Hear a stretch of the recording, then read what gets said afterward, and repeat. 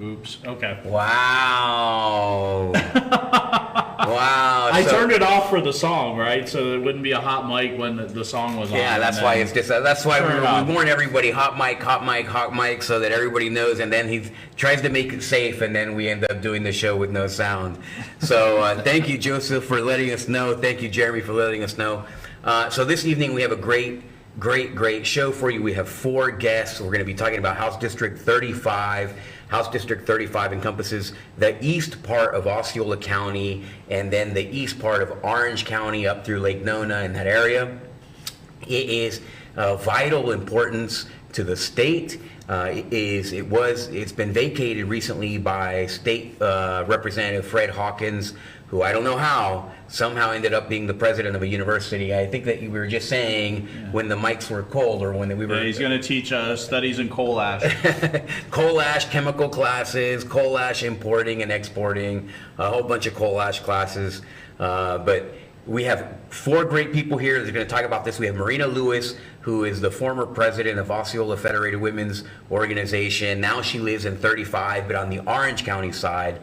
We have Carly Fernandez, who is formerly of the RNHA. We have Jose Castillo, which we all know ran for Congress in CD9, encompasses the big parts of House District 35. And then we have our very own Angelica McKinney, Angelica McKinney is the president of the FRA Osceola and member of OCREC, and just a variety of things. Everybody knows her here in town as well. So thank you all 4 of you for coming in. Let's start with you, Marina. Why don't you tell us a little bit about yourself and why this seat is important to you?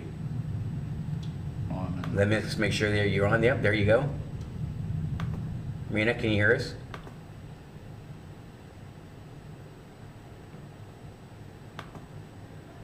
There they are. Maybe we start with Carly first. There we go. They're all lighting up. Okay. Okay, good. There you go. You guys are popping up. It's populating. We're on a little delay here. So, Marina, why don't you tell us a little bit about yourself and what about this seat is important in your mind? Okay, so now you can hear me, right? Yep. Okay. All right, terrific. My name is Marina Lewis. I moved to Florida from Maine about 10 years ago. I was, as soon as I came to Florida, I got heavily involved in politics, which has been a lot of fun. I was doing co-working back in Maine and then transitioned to Florida, still doing co-working because I believe in integrity of our elections, which now we know is so important. Yeah. And in 2018, I started the Federated Republican Women's Club in Osceola County, and as president of the club, I worked alongside some amazing women. The club attendees had opportunity to meet and engage with candidates personally. Jose Castillo is one of them. Hi, Jose. That was really important for me to expose the candidates to their voting block, obviously. I was in Kissimmee, and it was getting very congested, and decided to move to Orange County, where it is much more rural, and there's a lot of space and nature here. That is going to be key for me.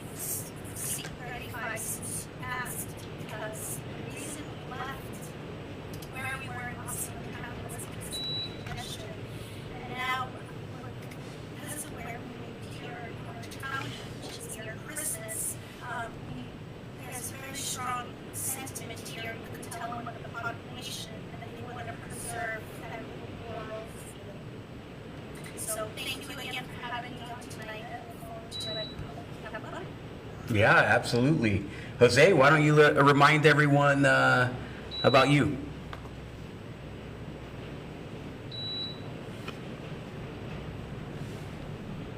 Jose, has You're no on mute, audio. Jose. Yeah, you're muted, Jose.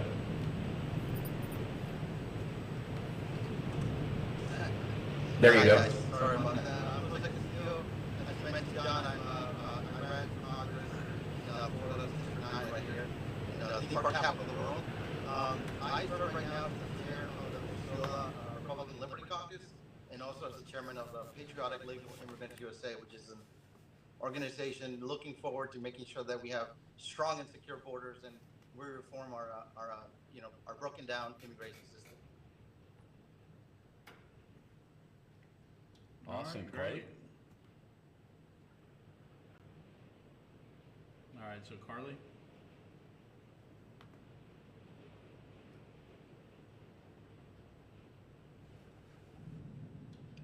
Hey everyone, happy Friday. I'm Carly Fernandez Squires. Fernandez is my maiden name. So, anyways, I just wanted to put that out there. Thank you. My background is been here my whole life in Florida. Yeah, been here my whole life in Orlando. My dad's from Europe. My mom's from South America. My dad traveled, went to South America, met my mom, fell in love, and had twins. So I'm also a twin. Again, I've been here my whole life. Currently, I love talking about politics. I think it's very important and to get to influence every day, right? So the things that are happening out there in politics in Tallahassee and Washington is going to impact us. And if we're going to make a change, we have to be involved and get to know what's going on. So that's kind of like my answer to your question. I also I do training for the military, so I specialize in Navy. Right now, I'm into doing training for the aviation group.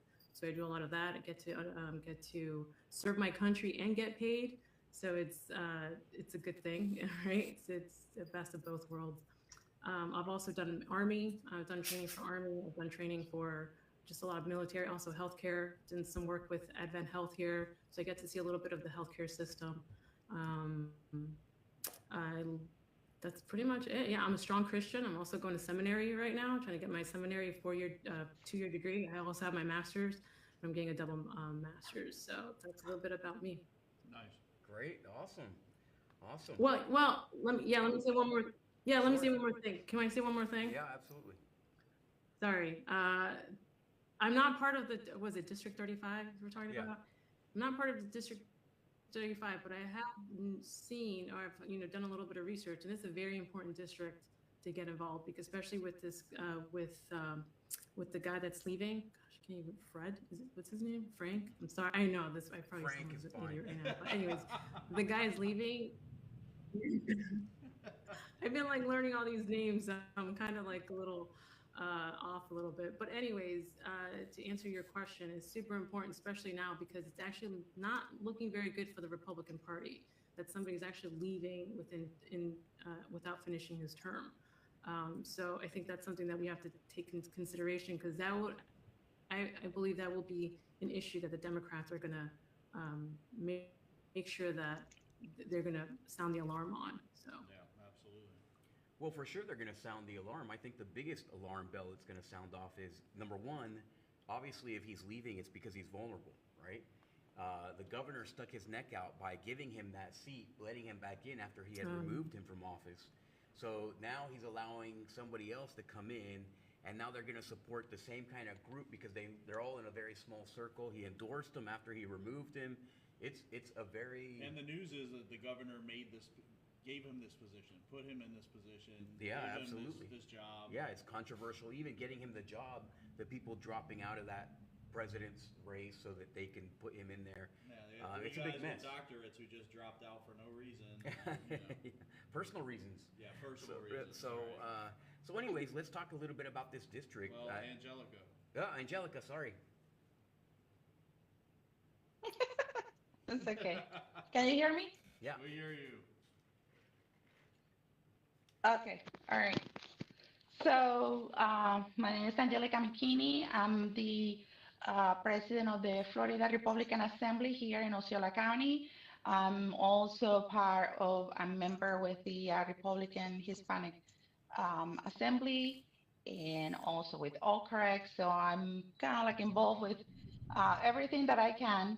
And I I've been here about 30 years in Florida. I was born and raised in Colombia and came here actually as a student, fell in love with this country and followed the right process and became a US citizen. And I've been involved.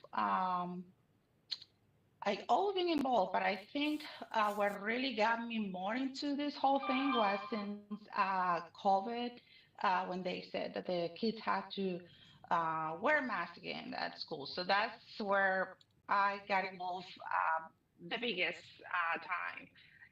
And why is it important for me on this seat? I want to make sure that we have a good conservative Republican elected. Um, Education is important for me, for my kids, even though that they have just a few more years here in high school, still important. Traffic is crazy. We want to see what things they can help or push to for this madness that we have.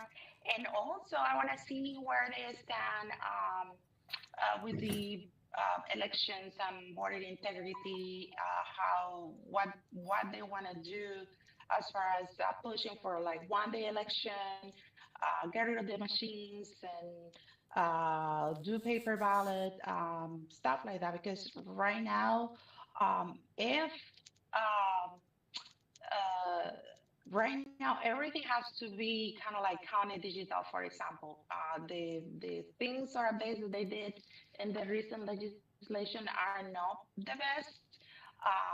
We wish they will have added at least that hand counted could be possible. So right now, if let's say the power goes out, they cannot do hand count, and that is just crazy. I don't see why they couldn't just add something like that. They have to wait for all the machines, everything turn on. So those are some of the I guess the major concerns personally for me.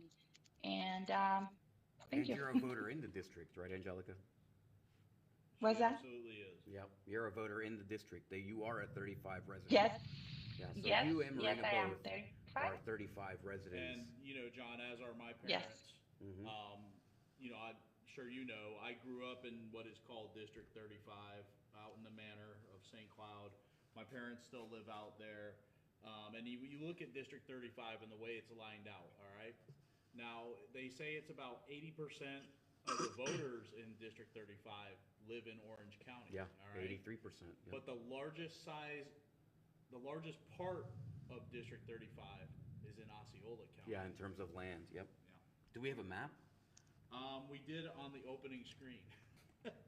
I could probably bring that back up, but yeah, it's you see it when you look at it on the map. It's mostly Osceola County, and then there's a small part up in Orange County, but that's where all the voters Yeah. are. That's where the population is. Yeah, so it's got That's true. I'm basically looking at the map right now. That's correct. Yep, so we have part of Lake Nona, right, Avon Park, through Avon Park. And, well, let's talk about the four candidates, right? So there's four people running for the race.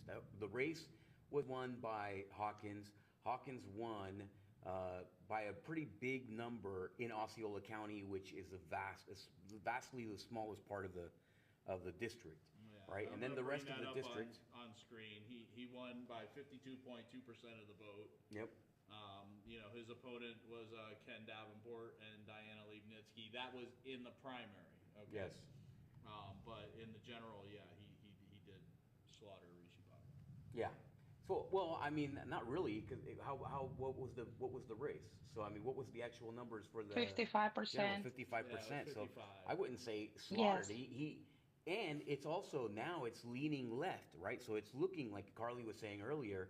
It's looking like the Democrats may pick this seat up, right? So to leave, not only are you leaving a seat halfway through, you got to go through the expense of getting a candidate into the office, but at the same time, you're also making it a vulnerable pick because he should have one more legislative season, right, where he's doing conservative things, where they keep the majority. Who knows who else leaves a House seat, right, in between now and then. Right. But certainly you don't give them away for free, and that's, they're kind of giving one away here. Who knows why, right? There's a lot of questions about why. Yeah. But nonetheless, it's not There's no something that you question would to do. me, but anyway, I'll leave it at that. So, Carly, you're familiar with the numbers, right? You were reviewing the numbers. What did you observe in those numbers? And then we're going to talk about the four candidates that came in. You're talking about the numbers of like the voting Mhm. Yeah. of both of them, Hawkins and Vaga or Rishi. Yeah, it was 44 to 44.6 for Vaga, and then Hawkins was 55.4 for votes. And it was, I think, a Dem 7+7 seat, wasn't it? When they drew this seat up, It was a Dem plus seat. So they knew, I think that they knew that a Republican was going to take the seat. That's why they drew it up. And I think that they drew it up intentionally for Fred to win. Yeah, that was the absolutely. entire intention when they drew this seat up. So even though it's a D plus seat, everyone knew that a Republican was going to win this seat. I don't know if that's the case now. I think that some people are saying, you know, now it's a presidential race. Now Democrats are going to come up. It doesn't matter if it's Biden. You know, if it's Biden and Trump, you're going to drum up all the Democrats to come up. But we essentially have four candidates in this race. We have Scotty Moore, right? Yeah. And Scotty is Jose. Why don't you tell us a little bit about Scotty? You ran against him. Tell us your thoughts. Yeah, I think Scotty's the guy. But you know, I want to talk more about the other candidates. You know, we have Well, Ken tell us about Davenport. Scotty Moore first, and then we'll talk about each one and chime in. Okay, so look, Scotty and I ran both for Congress in the primary for Florida's District 9. He's a conservative. He's a family man. There was not really much that him and I disagree with. He won the primary. Unfortunately, the demographics in Florida District 9 were not in his advantage. It was really an uphill battle, kind of similar to like this Richie Baga guy. You know, they just don't have the right last name for the population base. So unfortunately, Darren Soto beat Scotty Moore in the district wide, but the district that Scotty lost is a Hispanic majority district. However, things to consider is that Scotty actually destroyed Darren Soto in the parts of Florida 9 that are in District 35, and that's why I think Scotty is the front runner in this race. You know, he's reached out to those voters. He did well there. He actually lives in Orange County, which a lot of people are saying, hey, that's the biggest part. Most of the voters are going to be in Orange County. He's a Christian conservative, very involved in the religious fields, and I think he's got those great connections with the community that's going to just help him come on top in this election. Well, he lives in the district now. He's not running outside of the district and saying he's going to move here if he wins or anything like that. He lives in the district already. He lives in the Avon Park, the Orange County part, as you said. Angelica, tell us. Yeah, go ahead. Oh. No, I was going to say something about Scotty. I've done some research on him. I've done some, listened to some of his interviews with his like policies. And yeah, it's very conservative. The thing I have a little bit with the Republican candidates, not just Scotty, but just most Republicans, is that they just repeat the same message that Trump says, that DeSantis says, that the majority of the Republican Party says. And I think that could just really hurt the Republican Party in their district. Why? Because it's not Why do I say that? Because it's not personalized to their district. At least that's what I've seen so far with Scotty. I think Scotty needs to, in my personal opinion, he would ask me what was my advice. Get more into your constituents and see what the needs are and build your message around that, not just saying the same thing, make America great, which is true. You know, there's nothing wrong with that. I'm all about MAGA and everything. I just think that sometimes you need to focus more on like your constituents, because from what I see, Rishi Baga and Tom Keene and I think that's pretty much it. They focus a lot about education, what's going on with their education. They have facts. They're talking about traffic. They're talking about stuff that's going on in their cities or in their areas. But that's just so far from what I've noticed with Scotty Moore. So I mean, I think he's fine. I think he needs to get out of the whole mainstream Republican message and just focus more on his constituents. I'm going to back up what you're saying, because one of the things I noticed in his congressional race, and I think that Scotty is a superior candidate in this race, right? He has a lot of advantages. He's a true conservative. There's no doubt about his personality. It's not like questionable his background. That one of the things that worried me about Scotty's campaign last time is that one of his talking points was Nancy Pelosi, right? And so when he was running for Congress, he was talking a lot about Nancy Pelosi. But Nancy Pelosi, she lives 10,000 miles away, right? Or I don't know how far is hell from here? I don't know. However that far that distance is, she was talking about Nancy Pelosi on a constant basis. And Nancy Pelosi, everybody hates her. We Correct. can all agree on that. But that's not what you win a campaign on, right? You win a campaign on how are you going to help this district, how you're going to fight for our beliefs. And I think that he's learned from that last process, and I'm sure that he's going to come back. I hope he has, John, but I wanted to say I agree with Carly and what she said, because one of the candidates in particular, and I'm sure we'll get to this candidate, it bothers me to the core, because I believe that as a state representative, you are representing the people of that community.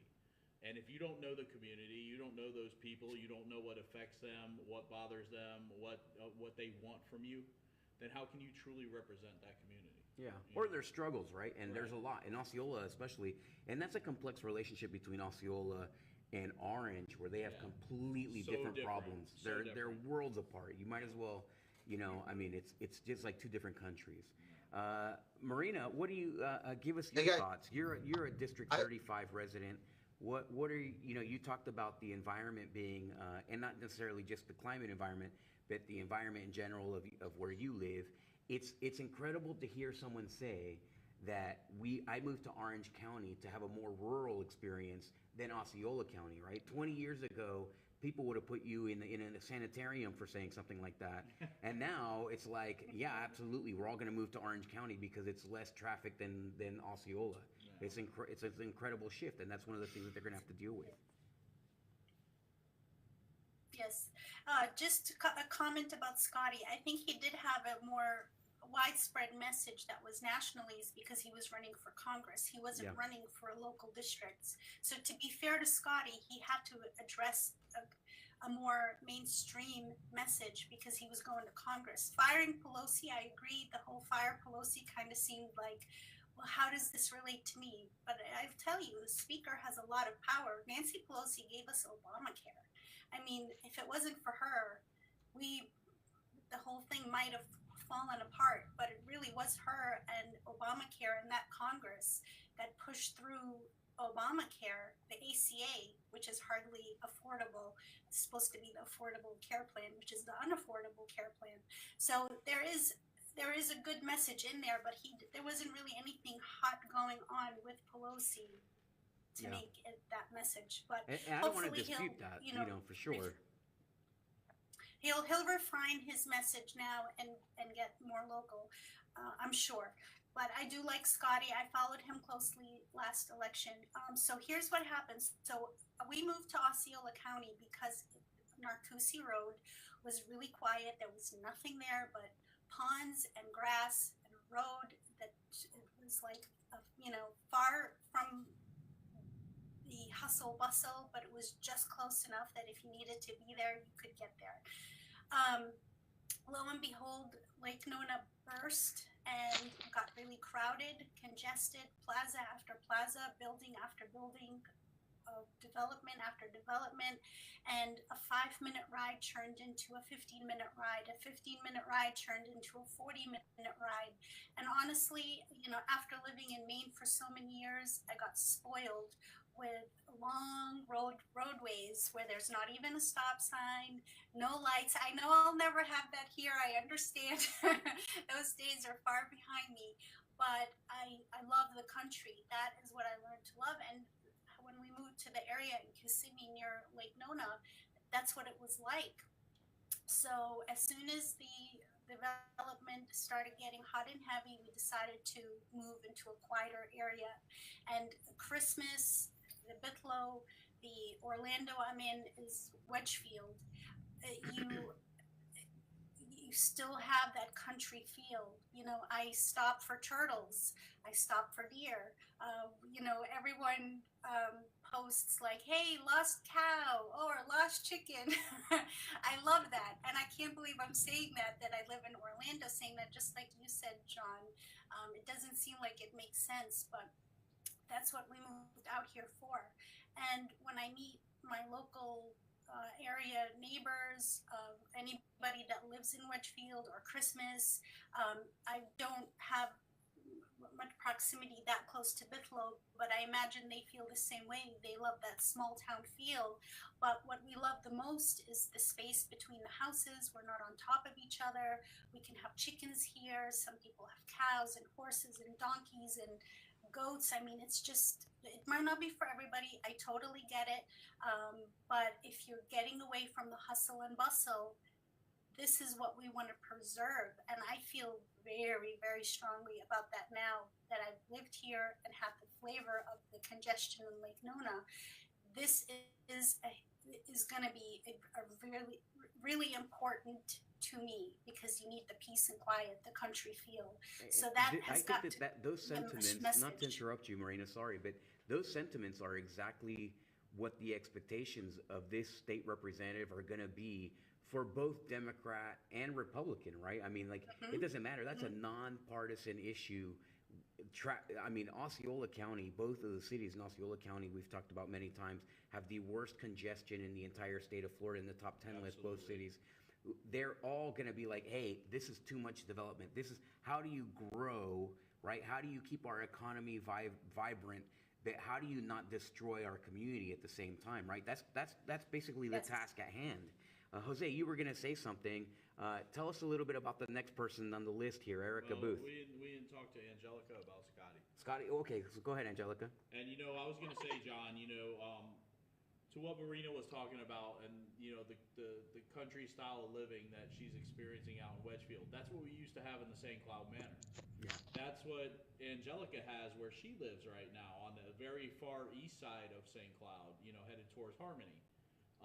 Out in the manor where my parents live, that's going away very fast. They continue to build.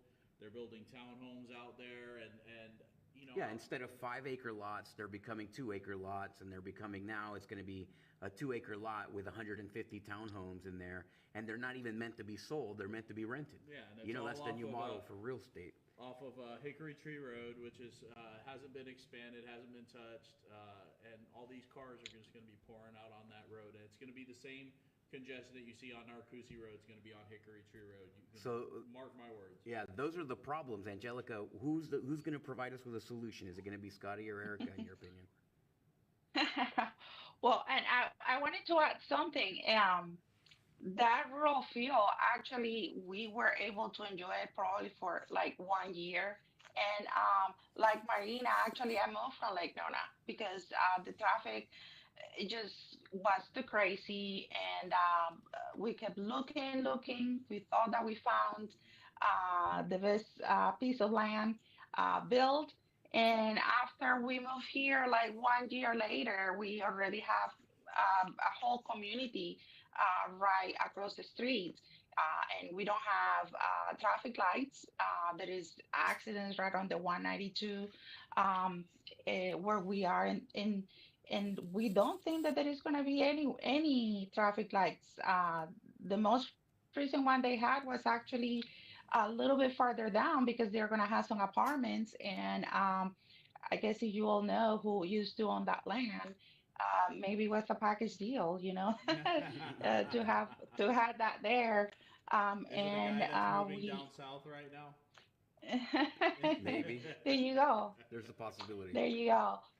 But so and also to add the schools already, the high school this past year was like extremely a high capacity, so much that through half of the school year they move some of the students to the closest high schools, and you don't want to do that to the students, especially it's not the same when they move between year to year, but when they're in the half of the school year and have to do that, I think that is wrong.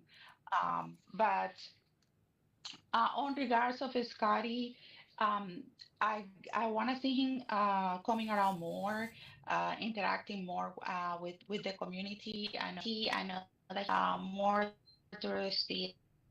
Yeah. One thing I like is that he perhaps is one of the few candidates he run. He's around and still going to some of things like that. Most of the somebody run ever on so he's around but now Angelica, that you're he's turned breaking up a little 35. bit. Are you breaking up for everyone else? Is everyone else hearing the same thing? Or? Yeah. I said maybe it's let me my headset. Can you hear me Yes. fine? Yep. Oh, okay, okay. Oh, you're still breaking up a little bit.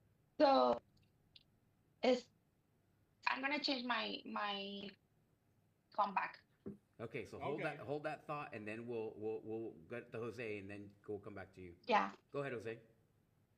Yeah, no. So I think that you find, you know, things about Scotty and let's look at this. If you go on social media right now, right, and try to find anything about Demetrius Grimes or Erica Booth or Ken Davenport, they're hardly there. Scotty has over 10,000 followers, so he's there on. So it's easy to say, hey, his sounds, generic and whatnot, but he's out there. He's on social media. Ken Davenport, I think, has like 50 followers on his political page. I was just busy right now looking for Erica Booth, and she's got like 1,000 followers, but there's nothing there on her social Well, media. let me let's address that. Those please. 1,000 followers are actually from Ricky Booth's campaign previously. It Yeah. was his campaign page, right? It had 800 and something, I think, or something like that. And then Absolutely. she came on, she took it over, she changed the name from Ricky to Erica, and then she got 200 more. So I just want to drive But- that point home while you're talking about it. Yeah, but it doesn't nothing there. You put her page, and there's nothing about what does she believe. So to find out what this person believes, you actually have to she votes. And when you go to the school board meeting, how she votes, you're disappointed. So, Yeah. Well, Uh, in Erica's so defense, Jose, what she has on her social media page is exactly what she has said on the school board. Pretty much nothing. It's true though. It really is. It really is. And since we were talking about Scotty, I just wanted to put this up here for everybody. We can look at how Scotty did exactly in his race against Jose, against Arianas Morales, and Sergio Ortiz. Scotty did pretty good. I mean, he got 16,971 votes. Um, And a big Yeah, portion of 55 those votes, a vast majority of those votes, are coming from that area where District 35 is, in Osceola County at least, right? yeah. Well, I'm back. You're when I back? made the comment on Scotty, I'm not. When I made the, can you guys hear me? When I made the comment on Scotty, I'm not trying to attack him or anything. No. But just as yeah, somebody who doesn't know him, when somebody who doesn't know him, I went to his stuff. I wanted to see what he had to say, what he had to contribute.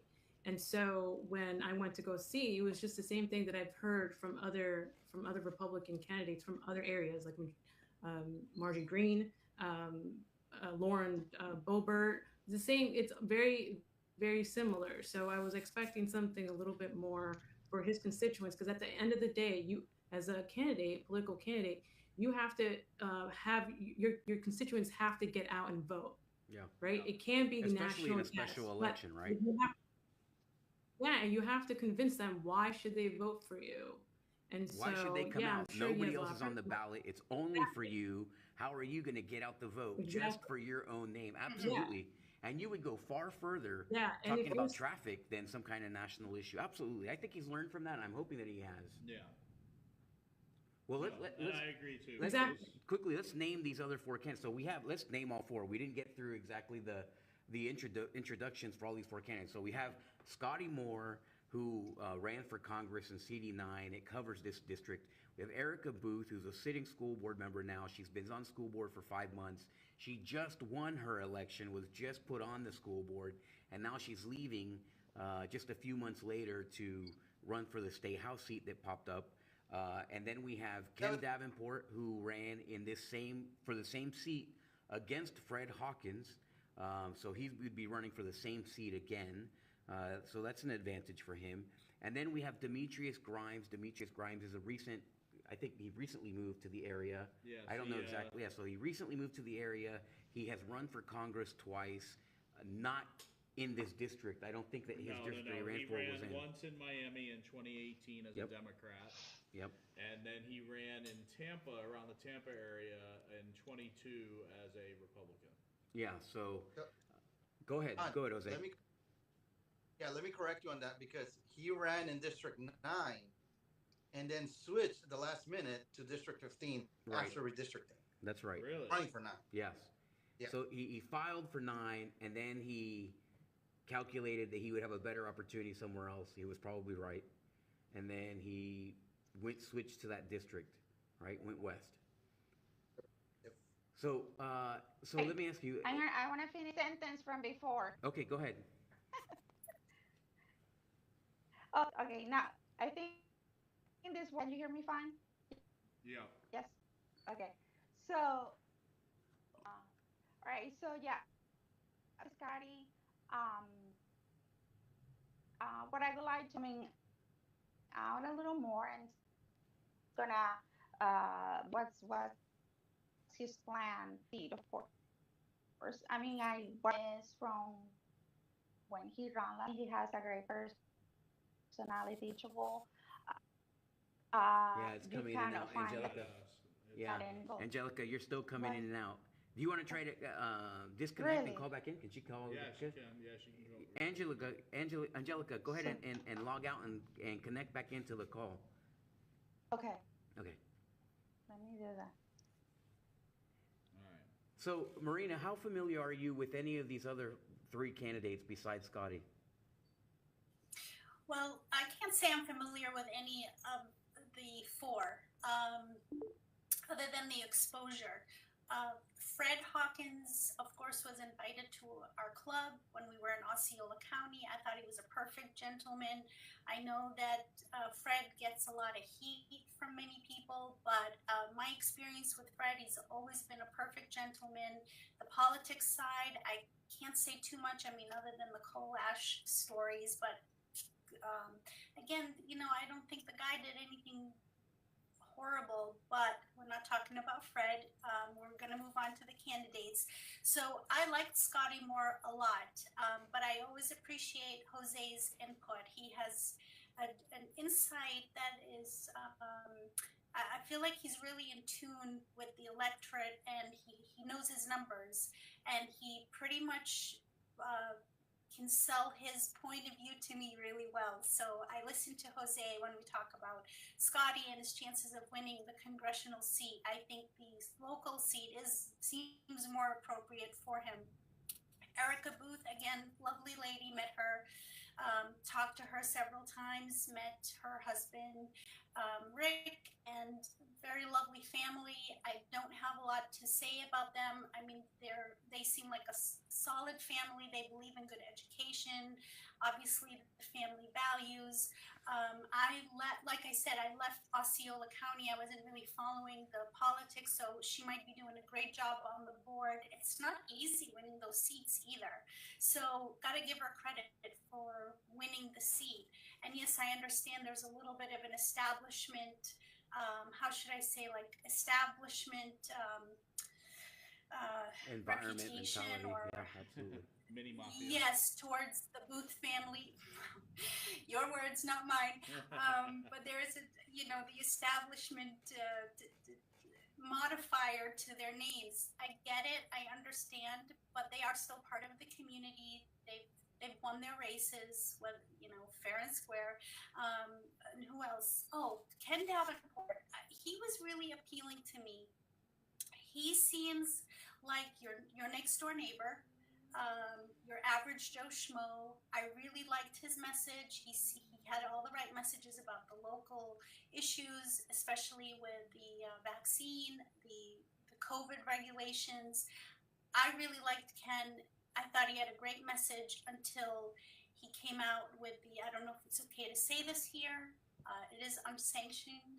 I don't know. Am I allowed, Jose, No holds to barred. share, his threats about fighting one of the candidates? I think it was Fred or Scotty. I don't remember. I did not like that. That was very unbecoming. Very.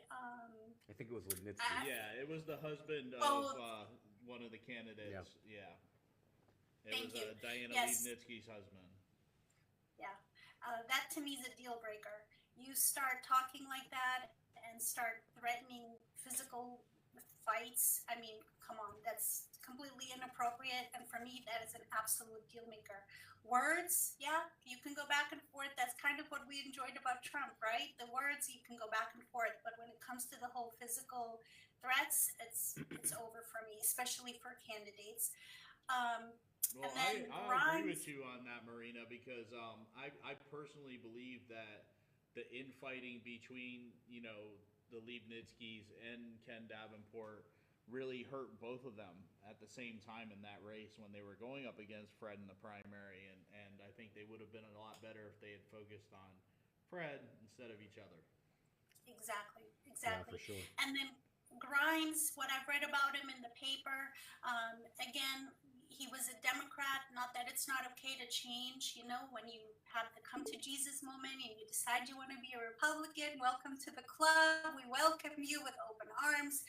But I do agree that he has to make his case of, okay, you are a Democrat. You were just trashing our favorite president 2 or 3 years ago. Now you've got to make your case if you really want to win Republican hearts, because there is still the Trump lovers, the dedicated MAGA group. You need them. You need them, Yeah, especially during the primary. You absolutely need them, and that's just not going to go over well with the MAGA people. And let me tell you, in Wedgefield, we have a lot of them. I think there's a lot of them in District 5. You have a lot of devoted Yeah. Republican, MAGA Republicans. Fred's not one of them. We saw Fred. No, yeah, We actually saw this conversation between Fred and someone else text, and it was pretty brutal. He was not a fan of Donald Trump. But let me address some of the issues. Like, this is unsanctioned, and one of our mottos is, no politician is safe. And here's why we take this approach. So, first of all, Marina, I love having you on the show because you bring that whole that character to the show, which we appreciate. And but I have to agree with you. When you start threatening people, it changes the entire scope and landscape. That's where you go off. And this is coming from someone who has been threatened. I've had people from the school district threaten me, telling me that they wish that this was the Wild West and they can shoot at me that way, stuff like that. I'm not. I don't really, I sleep fine at night regardless. But my point is that when you start threatening people, now you've gone beyond the land, past the line. On this show, what we do is we like to basically follow in our founding fathers' footsteps. I mean, they would cane each other when they had the opportunity. They would argue about things. They would have spirited debate. And I think that's okay, because I think our politicians today are very accustomed to not being accountable to the public anymore. They think that they're aristocrats, and that to me is the most offensive anti-American sentiment anywhere. And in the history of our country, there's nothing more un-American than an aristocracy. And I think that's kind of, just to tie it all together, where we have our objections with the Booth family, right? Because, again, you have an aristocratic kind of approach to dealing with the public. And in fact, I'll tell you, Ricky Booth, one of the things when I was running for school board and it looked like I was going to win, he called me and he said, listen, 3 things. Make sure that you leave Dr. Pace alone, that you keep your mouth shut, and that you pick your 3 pet projects, which is the same advice that happens the subject of this conversation Fred Hawkins gave me, except he told it to me in person and he poked me in the chest and he said, make sure, and I was like, okay, well, I haven't necessarily taken that advice, but certainly I've paid for it. So, for me, the biggest thing, if I lived in this district, would be who is going to take my phone call when I call them, right? When I call and I'm like, listen, I want to get a message to the governor. I want the governor to know how upset I am or how happy I am or what's this or that or whatever. Or, listen, I've tried calling my county commissioner. Forget it, I'm going to call my state rep. And I want to be able to pick up my phone, call my state rep and say, hey, can I talk to you for 5 minutes of your time? I know you're a busy guy, but I want to give you 5 minutes. Let me feel like I've passed it on to you and I can move on with my life. That's not something that you could always do with some of our local leaders. And I think that that's the key thing. If District 35, if you want to win in the Osceola portion, is that you can pick up the phone, you can call your District 35 representative, not because you're rich, not because you've made a campaign contribution, but because you're an American who deserves access to their politicians who are representing you. And for me, that's the number one thing. Yeah, it comes down to character, right? Yeah, absolutely, absolutely, yeah. Integrity. So, from when I was doing some research on Booth, she had a lot of accomplishments in education. She was Teacher of the Year. She had a long list, a whole page. Then when I see that she's only served for 10 months, not even 10 months, I'm like, what are you doing to your constituents that voted for you? What message are you sending? That you're just gonna, for me, it seems like you just use them to step up Do you say, yeah, I was this, now I need to be that in order for me to get through education or pass education, improve education? I think if the constituents were asking for my advice, I would send a message and say, no, you finish your term. Yeah. You Yeah. just got here, finish your term. Don't use us because they voted for you for whatever reason. Obviously, she has a lot of accomplishments. She's not somebody that came off the street and wanted to become a school board member. But I think we need, like you said, take heed on who's in front of you, dissect them, for because they're public servants. They're gonna have to, their job is to serve the public, and not even 10 months. I mean, if you were applying for a job and you got the job, out of all these candidates, and now you're looking for another job within like 6 months of getting that job, you weren't serious Yeah, with the absolutely. position. Absolutely. I think it just speaks volumes and character. You know, I agree with Carly exactly with this, and it does seem strange that Miss Booth, who fought so hard and passionately to get elected to the school board, someone who has no experience in politics whatsoever prior to this, was elected, took office in November, I think. Yeah. And then now all of a sudden is running for a state representative seat. I mean, Yeah, yeah. this So she took her seems very seat in strange. November. And it seems even stranger that someone with no political experience who took office in November is being backed up by Tallahassee for this seat. Yeah.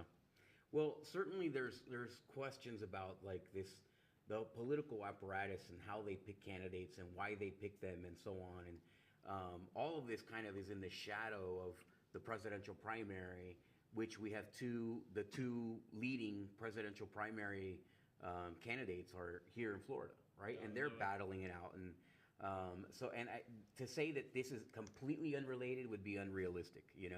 In the end, this has huge ramifications across the state for our district, for the Central Florida, for the presidential race, for keeping Florida red in general, for trying to sweep away the blue parts of Florida. But that's I mean, the it's question, big. John. Why, if being as important as this seat is, why would we go with somebody with almost zero political experience, besides less than Well, 6 months on the school Why, board? what's more and- important, the experience or your ability to do what you're told, right? Like the advice that I was given. So, I mean, you have to weigh those two things. Somebody who's going to be really good at their job or somebody who's going to do exactly what I tell them to do. And if you're the boss, you do make that calculation, right? So if you're the Speaker of the House, if you're Renner, you're like, who is going to help me? Like Hawkins. Was Hawkins good at his job? I have my own opinion about that, right? I would say negative, absolutely not. He was not good at his job because he did do exactly what he was told. So did that mean that we had conservative outcomes in the House regarding him? Absolutely, it did. Did he vote everything conservative? Yes, he did. Did he get an A from like Americans for Prosperity? Yes, he did. But was he representing the people of Osceola? Absolutely not. He was doing what he was told. And those are two different things. Sometimes you get the same result, but those are two different things. They're distinct. Angelica, you're back online now. Can you? Let's see if we can hear. What's Angelica. important to you, Angelica? Can you hear me now? Yep, Yeah, sounds great. perfect. So, no, actually, I gotta agree a lot with that, with what John just said, because um, usually they're gonna, if it's Republican, they're all gonna vote kind of like Republican line, 99%. Maybe there is one time that they are gonna vote something different, but most of the time they're all gonna vote with party line. Yeah. But the main thing is how they are gonna be to us here at the local level, at the here at home, and the way that they present themselves during campaigning is important. If you can't get a hold of them in any way, right now I think the only one that has some that is holding a position is Erica Booth. Is she easy to be reached? So those are the things That's a for great point. me is Yeah. and not trying to attack her, but when you go and you're gonna work on legislation, um, when you're gonna present a bill, there is a lot of words you need to be able to present it.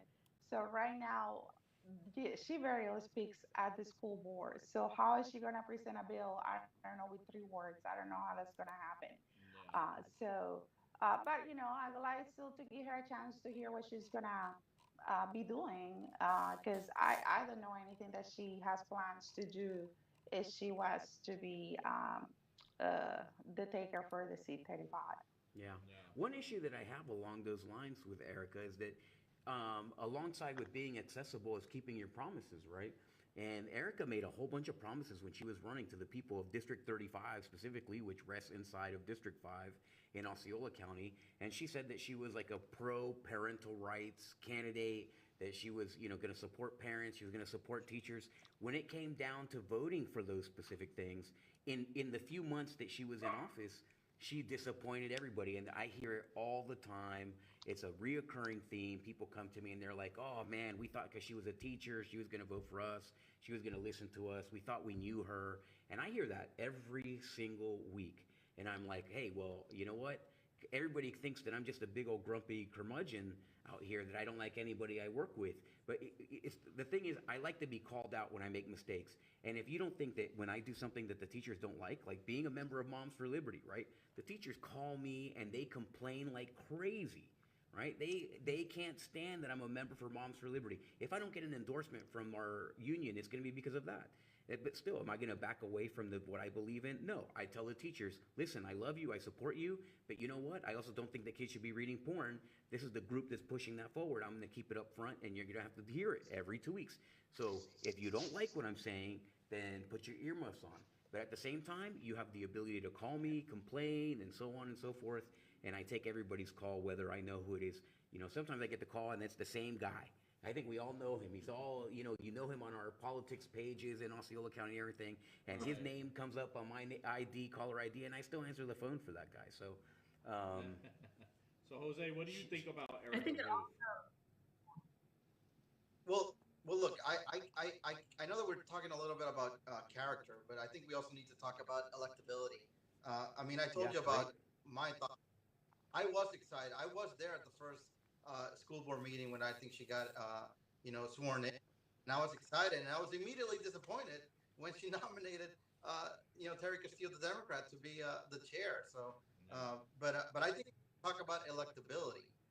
In this race, there's 4 people, right? And Oh, hold on. usually, Sorry, I don't want to. I hate to interrupt you, Jose. But not only did she elect the Democrat as the chair, she elected herself as vice chair, and now she's leaving. She had 3 minutes. She was 3 minutes a school board member and elected herself vice chair, and now she's leaving. It's Yeah. pretty bad. Great point. yeah. So look, guys. Ultimately, I think we can talk about character, and we know you guys who are involved in politics that a lot. What's going to matter is it's going to be money, right? Who can raise the funds? And I think that that's one of the reasons that we have not heard the announcement of a special election yet, because they're waiting to so these people can start raising funds. Because I think if the election were today, I think the 2 front runners would be Scotty Moore and Ken Davenport. Why Ken Davenport? Because he ran in the district. I Yeah. think also Scotty Moore because he was very popular in that area of Florida District 9. Uh, Yeah. but when you look at the finance, you look at Ken Davenport. Marina said that he felt like a neighborhood, like your average neighbor. Except when he started making those threats against Diana Levitsky's husband. By the way, which he did call him Lion Bitchkey. That's what he called him in that post, if I recall Yeah, correctly, I which did is see that. Yeah. completely inappropriate. But look at the funding, right? Ken Davenport, he raised $90,000. Well, guess what? He only raised $10,000 because We're losing you, Jose. $80,000 was Right. the loan that he gave to himself. So is he going to do that again? Is he running and he's $10,000 and give himself another loan? This just doesn't seem like um, in this election. You look at Demetrius Grimes. He raised a lot of money, $422,000. He came in fourth. He spent about $75 per vote, and got him nowhere, right? So versus Scotty, Scotty raised a lot of money. He got 55% of the vote. I think that Erica Booth is going to raise a lot of money, but she outraised Debbie Mann, I think by 3-1, but she still barely beat her. So I think those things speak for themselves. Yeah. So Is it I, money? Wait, Jose, is it money or is it character? Because you said that all these guys raised a lot of money, but it Yeah. didn't get them anywhere. So is it character or is what's Well, I think it was what are you saying? The electability, character is right? Yeah, I like no, that. yeah, okay. the money's gonna have a huge impact. Can you Okay, raise? so Did okay. it? Ken Davenport raised only $10,000. You know what is it about him? Was he out there campaigning? Knocking? What was he doing? He only raised $10,000 from the public. They did not contribute to his campaign. And there was other candidates that did raise money, like Demetrius Grimes. He raised 422,000. But the voters could see that, hey, you just ran as a Democrat. You have not convinced us that you're a strong conservative. So he came in fourth. $75 per vote he spent. What a waste of money. But this is my question. If I'm not sure, Marina's still here, so I would like to know if Marina, did you receive any mailers from Ken Davenport? Because you were in that district, right? You voted in Yeah, that election. actually, Did you receive it? Jose, Marina actually lives down the road from Ken Davenport. Ken Davenport lives in Avalon Park, which is right close to Wedgefield. Yes. Sorry, I just had a senior moment. Ken or Kevin? Ken. I'm so sorry. Forgive me. His signs were everywhere. Every nook and Yeah, cranny. yeah, Every signs were corner. everywhere. Everywhere on 50. Every major highway. There aren't that many around here, but every dead ends. I mean, dead ends. His signs were everywhere. I still find one every now and then. I'll take a turn on a side turn in a back road, and there's this big red sign, right? So, Well, one of his posts family had the was big one- truck, right? He's got a big box truck that says I was Ken just Davenport. gonna say, Yeah. the truck was on 50 very often. In one of those abandoned gas stations, I'll see the sign was there. I mean, he was absolutely everywhere. Did I hear people talking about him? Not so much, but his signs were everywhere. In contrast, Fred's signs were not exactly everywhere, but they were the 15 by 100, on those big posts. And so his signs were large and in charge, where Ken's were small, but absolutely every nook and cranny had a Ken sign. Did you get mailers? Oh, I'm sorry. That was the question. I told you I was having a senior moment. I don't remember mailers. I got mailers for Scotty, which was odd because I was no longer in 9, I was in 10. So I definitely got Scotty's mailers. I got lots of Fred's, Fred Hawkins? maybe like 5 or 10 a day. I don't know. Yes. It was a lot. Fred Hawkins, I think that everyone was getting them. In fact, that's what I started making my backyard fires with, because I literally, there were stacks and stacks and stacks and stacks. I collect those things, just as a political enthusiast. And man, you could make a phone book out of Fred Hawkins mailers. It was nuts. And hey, that's what they do, right? They figured that's what they're going to do. They're going to spend the way. Hawkins didn't knock on a single door. What he did was spend a ton of money on TV and mailers, and he just kind of overwhelmed that seat with that. That's a lot different than the approach he took when he ran first for the school board and then for the county commission. He actually went around and was knocking on doors. He Yeah. actually knocked on my parents' door. Yeah. And that's how they knew of him, was because he came to the door, and I had to. What do you educate think? them. What Well, do that you was a think long would time have ago. happened if he had knocked at the last for the last race? If he knocked on my door, Yeah, I don't think think. I think that he would avoid my house. I'm pretty sure he would avoid my house. So would Erica. They probably all would, except for Scotty and Ken. They would avoid, and I'm a super Republican. My house is worth knocking on if you're running for office. But at the same time, I think that politicians would probably avoid my house. No. They might throw an egg at my house. And I just want them to avoid my house altogether. Just don't even come around. But yeah, so we've touched on just about everybody so far, right? I mean, I think that we've talked about it. So let's say this. Ken, let's go quickly. Ken's positives and Ken's negatives, quickly, one by one. So we'll start with you, Carly. What's Ken's negatives, Ken's positives, in your opinion? I didn't do research on Ken. I didn't have that on my list. Okay, he so just let's go to the entered next the one. race, Yeah, he so- just entered the race, so it's not your Okay. fault. Let's say, Scotty, negatives and positives quickly. Pros Oh, and me. cons. Oh. I think, yeah, he has a lot of, he says, yeah, he has conservative values. He's Christian, obviously. That's a big plus.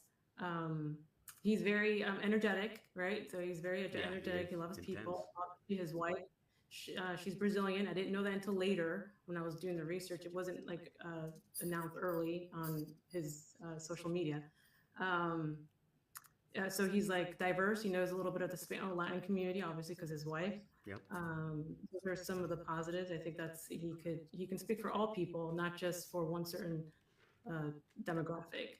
And I said, the negative for me is make your message more towards your constituents. I mean, make people want to get out and vote. If you're saying the same thing that DeSantis is saying, talking about culture wars or the MAGA, whatever, you're not going to get the people to vote because they already have DeSantis. They already they're already going for Trump. Yeah. So that would be something that that's a negative. That to do more for personalize it more for his constituents or his area or even his state. It doesn't have to be just national. It could be just more local. Yeah. Angelica, quick negatives and positives on any of those your chosen candidates. Scotty. Okay, so for Scotty, negative and positive. I wouldn't say really negative. It's just he just pretty much announced recently, right? So we need to give him also the time to be able to reach out at least our end of town here in Osceola County. I think he's going to have that opportunity to speak probably at some of I know some groups might do some of those kind of like debates. I know FRA is going to have one. We're probably going to do a joint one. I don't know if the RDCs they might do one. So pretty much it's just like we need to give him the time to start with his message for these seats. And he has a great personality. He's very like I said, personable, reachable, and when you're out there and you're really looking to connect, that means that you really want to hear from the people. So that's what I have to say about him. All right. Jose, negatives and positives on Scotty quickly. Yeah, the positives. There's a lot of positives. You know that he can raise the fund. That's so important in an election. Also, Christian conservative, probably the strongest Christian conservative. We know that he has family values that are so important right now. I think those are probably more important. Also, he had really good endorsements. He got a Ted Cruz endorsement last election. Mark Meadows. He had a Rick Scott endorsement in the last election cycle. I don't know that these other candidates are going to be able to get those very well-known conservatives endorsing them in the campaign. The only negative for Scotty, I would say this: hey, he ran against me in Florida District 9, and if he wouldn't, I would be Congressman Castillo, and I would be endorsing him from Washington. That's the only negative. Marina, Scotty, more negatives and positives, pros and cons. For Scotty, image and credibility. I think his image is helps his credibility and vice versa. So character, I have no idea. I don't know the man, but he definitely does a good job in his showmanship style, and his social media is excellent. He's engaging. He has that boom at the end, he's consistent in his posting. So image, credibility is there. The thing about Scotty is, aside from Carly's point, which I think is an excellent one about making it more local, his message has to be more local now. We can't go into the Pelosi issues and the MAGA and the not that there's anything wrong with that, but he's got to bring it to a local level. Scotty was sort of like, who was this guy? He came out of nowhere. he's not where what I said about Ken, like your next door neighbor friend or yeah, that's a guy, good point. or Yep. he came out of nowhere. I'm like, where did this guy come from? And all of a sudden, he wants to take on the District 9. Like, we knew Jose, we knew Erica. Sorry, not Erica. Who ran the Again, what, Fred? Jose? I, No, for District 9. I mean, we knew all of you. Oh, Sergio, Oh, yeah. you. Adenis and Sergio. Yeah, I mean, Leonese. everybody that ran for District 9 were people of the community, and we all had an idea of who they were. And if we didn't, we knew somebody who knew them. Scotty just fell from the sky. He just, who is this guy? That's So true. for He me, just kind of pop onto the scene. That's a great point. Yeah. yeah, I don't really like that. I don't know the guy. He just came out of nowhere and decides, hey, I'm taking this district. It's going to be mine, and I'm bringing it to DC. And my reaction was like, whoa, whoa, whoa, whoa, whoa. Who are you again? That's my negative for Scotty. I think it's almost like he has to prove himself as one of us to represent us. Well, Thanks. Yeah, Tom, what about you? Speaking about someone who kind of just dropped on the scene, Demetrius Grimes. Yeah, Demetrius Grimes. Okay, so we'll go to Demetrius. Pros and cons for Demetrius. Well, we didn't really even talk about him at all, really. Yeah. I mean, what we Carly, know, what are your thoughts on Demetrius? Pros, he served in the military. Yeah. I'm a big fan of military just Yep. because I work for the military. So I know the guys, they love their country and they want to get this better. So he did. So that's a big point for him. Cons cons, we'll just leave it at cons. What was it? The obviously that he was a Democrat and coming in here, like what somebody said on the show that he was a anti-Trump, but when I went to his Twitter page not too long, sometime this past week, he had Trump stuff. Yeah. So that was a change, or maybe he's trying to placate the Republicans. I don't know. So that could be something that a red flag. Another thing is I saw him in the interview. He's for birth U.S. citizenship, like no citizenship for birth for illegals here. I'm a big supporter on the wall. However, I do not like that idea of not allowing a woman that's illegal here having their child, if she has her child here, won't be a citizen. Birthright citizenship. To me, that could just open up big. What was that? Birthright citizenship. Thank you. Correct. Thank you. I'm not a supporter on that. Just because I think it could open up a lot of bad things in the future, especially for women as well. That could get very sketchy. So just not. I mean, I'm all about the wall, but that I think it's getting a little too much. Yeah. Of my cons. That's what happens when you get really deep in these policy issues. Is that then you start seeing where Republicans will diverge, right? And everybody has a little difference of opinion. Most Republicans are like, okay, yes, wall for sure, wall. We need a wall. And then you get a little bit deeper into the immigration discussion. You realize, oh, we're not so homogenous either, right? In terms of our policies. Anybody else left? Okay, so what about you, Jose? Demetrius Grimes, pros and cons. Can I say something about that? Sure. Okay, Angelica, go ahead. Okay, go ahead. And then give us Yeah, your so- Demetrius Grimes pros and cons. Okay. I wanted to make a comment about the birth citizenship right. Yeah. So, yes, yeah. So, if we have a secure border, that there is not so much illegal immigration going on, that could alleviate some of the things. So, if you were in Arizona, if you live in Arizona, so I live in Arizona for just 1 year. That's the most I could take of Arizona, and I came back to Florida. So where I was in Tucson, Arizona, and we moved there. And when we got there, there was no hospitals. There wasn't really schools. There was like just normal necessities. And what we found out is that pretty much the hospitals that they had before, it bankrupt because everyone will come from the border to come for medical care, and they will come just specifically to give birth. So, so I do see why some people might not okay with that, or some might be okay with that, if that makes sense.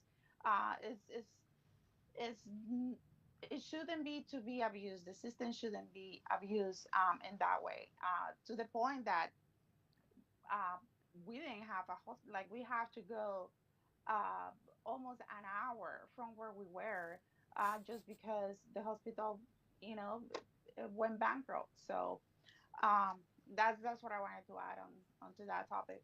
Yeah, I think it just opens up a lot of things that we don't even know what could open up. So if a woman who's illegal has a child and she goes get healthcare or goes to a hospital, apparently in the Constitution, healthcare is supposed to be a secret between you and your, privacy between you and your doctor. I don't know. Did the doctor has to do? I don't know. I don't know anything that has to do with healthcare that the We're kid gonna has to have to be. have some kind of healthcare debate on this show at some point. Yeah. And Oh, I'm immigration, all for just it. like a general policy, and then we'll. Angelica, Yeah. what were your pros and cons for Demetrius Grimes? So for Demetrius, I think one of his the biggest pro is his military background. I think he was Navy, and that that is gonna it takes it is seen well. Kind of like some people might give it like priority because of that. So that might be one of his advantages. But as far as him going back and forth between Republican and Democrat, that might be a concern, um, because it's not the same when, let's say that you have been a Democrat your whole life, and then your party changes. It's not representing the principles that the Democrat Party probably had, right? So then somebody says, well, the party doesn't represent me. I'm gonna switch to Republican or whatever party. That's one thing. But when you start going back and forth just because this district looks more the demographics or looks more liberal, and then I'm gonna change, uh, and then just give some talking points, and then for the next one, oh, I'm just gonna switch because I might have a better chance just going Republican. That's a different thing. So I think that might be one of the things that might give him some hard time to get that seat. Okay, Marina, what are your pros and cons on Demetrius Grimes? Well, the first off, I'm going to start with a con is that I don't know him.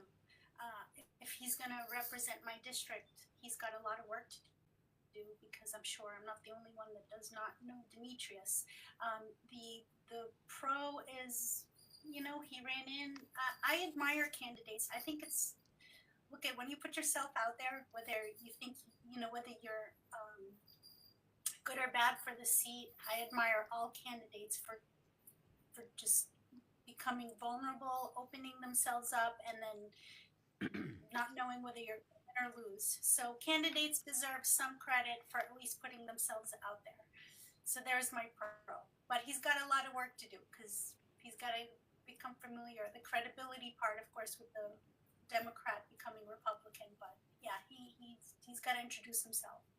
No, absolutely, I agree. And the thing about Demetrius Grimes is that he is no stranger to politics.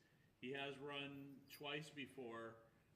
The other candidates, basically, like Erica Booth, this will be her second run at something, and she just ran, so she has no experience whatsoever. Scotty just ran one race. Ken Davenport ran a race, just passed, but that's the only race. So there wasn't a lot of info out there, and I did look for interviews, things like that. There is an interview that Ken Davenport did with Chuan Lee, but I don't suggest anybody watch that because if you think our show is bad, just watch that one. Just watch that one, all right? But sorry for the technical difficulties. Ken, if you're watching, ask Chuan to take that down, please. Okay.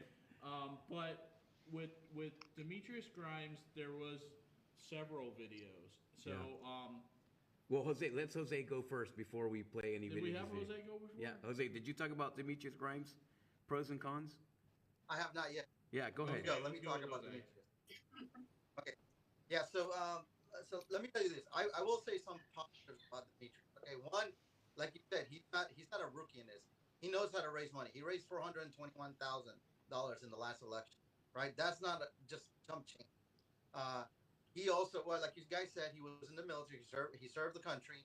I have been to events where he's speaking, and I tell you, by the time he's done speaking, it feels like the crowd is about to just get up. And if they had an enlisted officer, they would enlist everyone in that room because he's a really good speaker when he's not being interviewed, when he's carrying the conversation. Okay. And another positive I would say is like, you know what? The district is technically has more Democrats than Republicans, about 2% more. So if you feel that Republicans will not win the seat, right, then guess what? The best option would be Demetrius. Because in my book, he's a Democrat, right? So if you want to convince Democrats to vote for the Republican, then pick him. But in my view, that is definitely the biggest negative that he has. He has never addressed what was that thing that changed that all of a sudden made him a Republican. You know, he was against the NRA. He criticized the NRA. I have no idea. Did he donate to the NRA or something? Because last election cycle, the NRA gave him an endorsement. They gave him an A+ rating. They normally don't do that. They not an A+. They gave him an A rating. So how can they give him an A rating where he used to bash the NRA in 2018? So that's a great question. I mean, that's a great question. How do these things get reversed like this? Keep going. Sorry, Jose. Yeah, so a lot of questions that have to be answered, and I think because of that NRA rating is why he was endorsed by the FRA, by the RLC. But we've seen interviews, Tom, where they ask him, "Hey, you ran recently in 2018, and these were your values. You were for illegal immigration, you were for Obamacare, you were against, basically the NRA. You hated Donald Trump. You said his policies were divisive. So they asked him point blank, did you not believe this back then? Because now you're a conservative, and he has not answered. Yeah, well, until he kind of did, Jose. He kind of did, but he kind of dodged it and tried to get around it any which way he could. And that's what I was alluding to. I have two different videos, John. Let's go ahead. I have one video where he was running in 2018 as a Democrat and the things he had to say. And then I have another video when he was running, I believe it was 2022, when he's running as a Republican, and just like Jose was talking about, where he got called out on things he said back in 2018. This is worth watching. If we have one, we might as well just watch the Republican one where he's a Republican running. You don't want to see the other one? Well, we know what he says, but they call him out, right? It kind of introduces him and puts it in. Okay, let's do it. Let's do it. Yeah, let's do it. Florida ahead of the August 28th primary election. And this morning, we focus on one of the South Florida races the country is watching as Democrats try to flip the seat now occupied by Congressman Carlos Curbelo.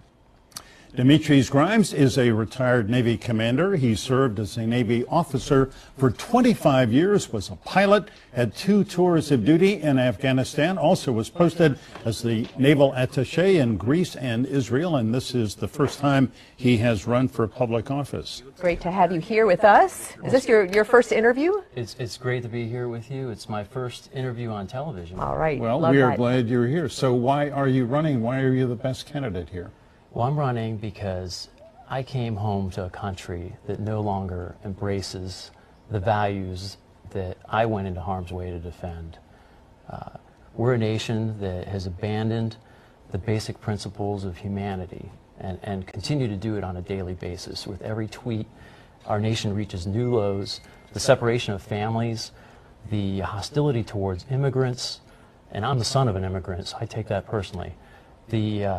The president's disdain for the rule of law, the embracing of dictators, the pushing away of our allies, the list goes on. You know, Commander, it's interesting that you brought up immigration as the first issue to discuss. You know, the congressman in this district, Carlos Curbelo, is a Republican, but has been very strong on immigrant rights, and in fact was one of the co-sponsors of one of the immigration bills that would have given a legal pathway to the Dreamers, the DACA recipients.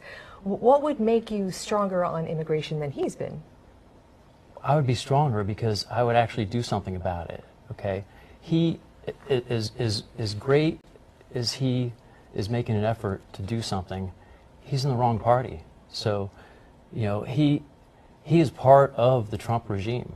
So it doesn't matter. Explain that. He's actually, as a Republican, Right. I mean, Democrats have had a tough time. Yeah, They and don't he's- have the numbers. Excuse me, and he said he didn't vote for Donald Trump. He doesn't particularly, I don't know why. He didn't. He may not have voted Donald Trump, but he's beholden to the party and the party establishment. And so he'll say one thing down here, but then he'll do something up in Washington. All right, well, let's get to your... Let's watch. So let's watch. Oops, one of your streams. Okay, don't worry about it. Nah, it's So- just one of the yeah, streams. yeah. Okay. So anyway, that was him running as a Democrat in 2018. And here's the other video that I found, him running as a Republican.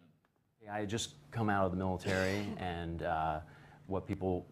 there was a court case that changed the district overnight. It went to a D+16, and I was actually recruited by conservatives to take a stand on opposition turf, and that's what I did. Conservatives, you were running as a Democrat, though, right? Well, I ran as a Democrat, but I've always been a conservative. I'm a lifelong Republican. So you didn't transform your political identity, your core values, your views on the issues are still pretty much the same? So again, I've always been a constitutional conservative, and what I did at that time was to take a stand on opposition turf because there were, 4 progressive left-wing candidates who were running, and obviously I had to swallow some talking points. But what happened from that run is it's made me a bolder conservative. How would you evaluate the leadership of former President Trump on a scale of 1 to 10? I'd say he's a 10. I mean, Made you proud? I mean, look, he's the bold conservative that America needed. You specifically noted President Trump's disdain for the rule of law in 2018. You referenced embracing dictators, pushing away allies, hostility toward immigrants, separation of families, what you called a stain on the country. And look, since then, obviously, I was running in a primary then. Did you hold those views at that time? And no, and I've Well, actually. you didn't hold the views that you espoused? So what I'm telling you is I've retracted all those statements, I mean, for years. I mean, that's history. Did you believe them at the time? And so obviously at the time I came from a world where. Who's doing that interview? So it's a reporter out of Tampa, and I'm so happy that the guy was calling him out on the carpet. Let me just say something real quick. Yeah. Okay? Go ahead. Let me catch my breath before I go nuts. I personally have a problem with carpetbaggers and carpetbagging, okay? I have a problem with people chasing, a political career. And to me, that's what it seems like with Demetrius Grimes, okay? He ran as a Democrat down in Miami, all right? And it said, Trump this, Trump that. He went over to the Tampa area, he ran, as a Republican. You hear him in this interview, the guy's calling him out, and he said, oh, well, I was recruited by conservatives to run as a Democrat. And then he's like, oh, well, no, I've always been a conservative. And then he's like, no, I retracted all those statements. Number one, yes, I don't like people chasing a political career. You're not truly representing, and this is what Carly was talking about earlier, you're not truly representing the people of that community if you're moving from Miami to the west side of the state, to the east side of the state, to St. Cloud. When they said, when the article came out that said he was running and that he moved to St. Cloud, or that he lived in St. Cloud, I was like, who is this guy? Because I've lived in St. Cloud my whole life. And when you grow up in St. Cloud, you either know everybody in St. Cloud or you know of everybody in St. Cloud, okay? I'd never heard of this guy. Yeah. And here he is, and then I find out these things about him. So number one, like I said, I don't like carpetbagging. I don't like people that chase a political career from here to there to there. Number two, he lied.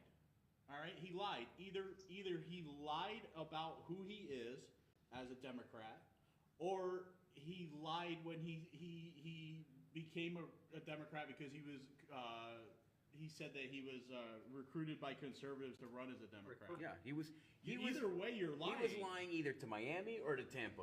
one or the other, right? And, He was and I'll lying tell to you somebody. something. In the first interview you see in 2018, he's very convincing. All right. But then, when the guy's calling him out on the carpet in that other interview, he's just like backpedaling, and it's just like, wow, dude. And to see that, he's joined up with many different conservative organizations and stuff,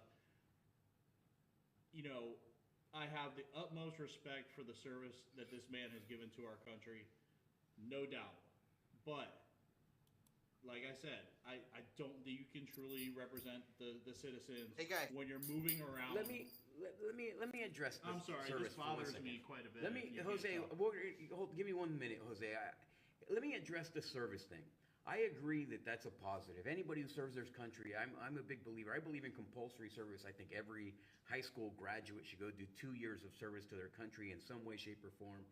I also served this country. I was in the Army, went to Afghanistan twice. Here's the thing. I talk about it all the time. So I don't blame anybody for talking about it. I talk about Afghanistan all the time.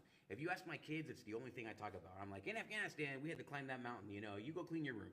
But this guy is saying it like, because I did this, right, my perspective is more important than someone else's. That, number one, that's terrible, right? That's a terrible approach. You don't hang your service around somebody's neck to make them feel like you're better than they are. That's not a good purpose. It's sharing a lesson is one thing, but saying, oh well, if you read some of the stuff that this guy talks about and the way that he tells it, the way that he tells his story, I can tell pretty convincing stories about the battlefields of Afghanistan, right?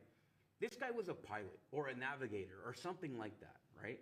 So the guy was never like, he talks about staring into the eyes of the enemy while he was potentially in some judge role or something with some Taliban in Afghanistan or something like that. You don't go into those types of details. Those aren't the type of stories that you win political seats with, right? If you say, I served my country proudly, I did this was my experience. If somebody asks you, okay, fine. But you're not supposed to. There's no honor in it. No service person is going to be like, oh, this guy's story, it's so compelling, whatever. No, it's because, hey, you know what? You went there, you fought, you enjoyed the suck, as they say, you were climbing the mountains, whatever it is that you were doing, filling trucks, it makes no difference. But he talks about it like there's always a situation, like I'll make the example, another example here. When you get drafted to play in the NFL, right? I have a friend, he was drafted by the 49ers, okay? He didn't play, he played for 2 years, he was signed to a team for 3 years, the guy never played. So when somebody comes to him and they're like, what do you do for a living? Oh, well, I'm a retired athlete. Oh, you played for the 49ers? Incredible. This guy doesn't go around talking about how the Super Bowl champions, he was such a big part of the Super Bowl champions, right? That's not what he does. He was like, I was a scrub on the bench. I never played. More than anything, I practiced with these guys. That's about it. That's the entire. This guy's like, you know what? When I looked at Osama bin Laden deep into his eyes, I could smell his cologne. It's just like, come on, man, that's too much already. You're running for office and you can't even decide. You're such a hero that you can't tell the American people whether you're a Democrat or a Republican convincingly. That's no good. To me, that's when I shut somebody off. I'm like, forget it. That guy's service, hey, I'm sure he's getting some kind of veterans benefits. That's enough for him. He doesn't need to represent me in any way, shape, or form. And that's just maybe my disgruntled curmudgeon coming back. But to me, it leaves a bad taste in my mouth. I have friends that have won the Medal of Honor. They talk about it less than he does. So it's just too much for me. But Jose, what were you going to say? Sorry. Well, that just shows that bring that's the damper on everybody's mood there. Oh.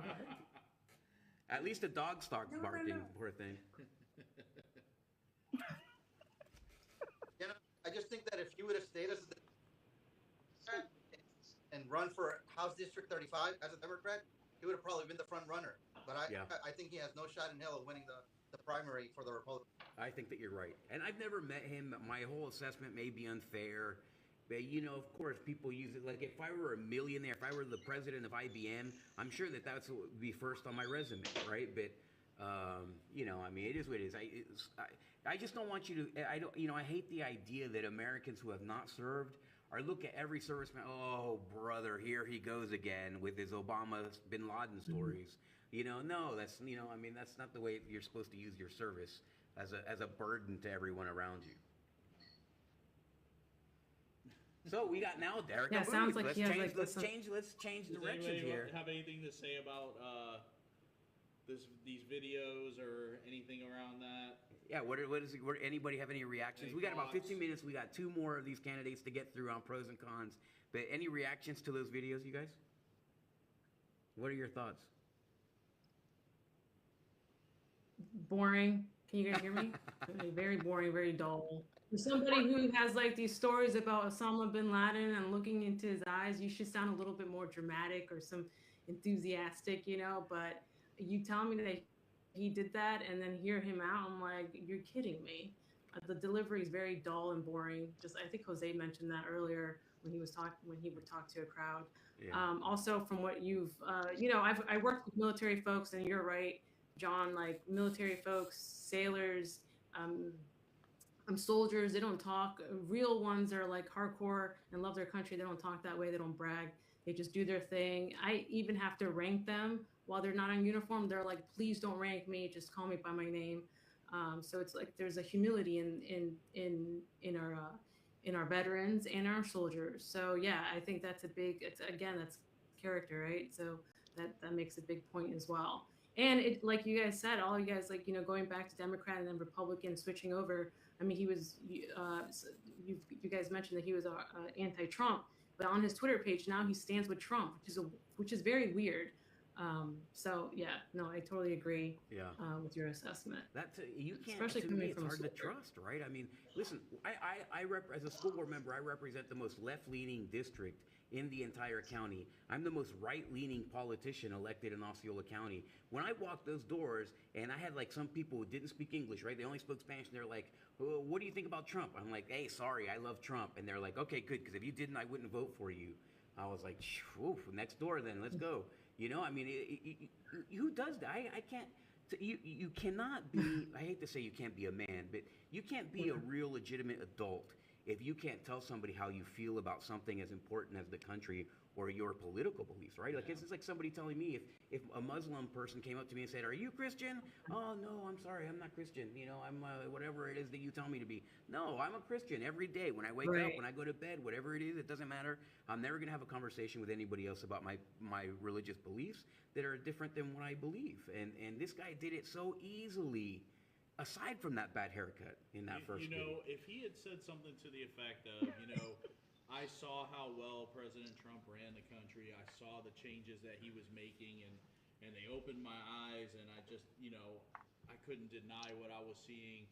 Something to that effect. Yeah, that would be good. Yeah, you know what I mean? But to say, I disavow. I was recruited by conservatives to run as a Democrat. Oof, terrible. I retracted all those statements. I was I just in hated a Trump primary then. at the time. It's just you're looking for different reasons and different excuses to throw out there for the things you said and the things you did, and none of them seem genuine. It comes off as a lie. It is a lie. It's a lie. Sometimes and it's you better start out like that, and it's just bad. Yeah, sometimes it's better to take the loss, right? Like, you made a mistake so great. Like, if somebody said to me, "Listen, you'll never be able to run for office because you made these mistakes in your life," I'd be like, okay, well, move on to something else then, right? But I'm not going to say, "Well, you know what? Here's what I got to do. I'm going to plan. I'm going to lie about the whole thing. I'm just going to lie about everything that I believed, anything that was important to me, whatever. Oh, I fought this country to be a Democrat." And then you turn around and you're like, "You know what? But I love Trump too, because hell, if whatever gets me a seat is what I believe." Terrible. Well, let's move on. Let's talk about Erica. Let's get through Erica. Who wants to talk first about Erica Booth? Go ahead, Carly. Well, I don't know what you said.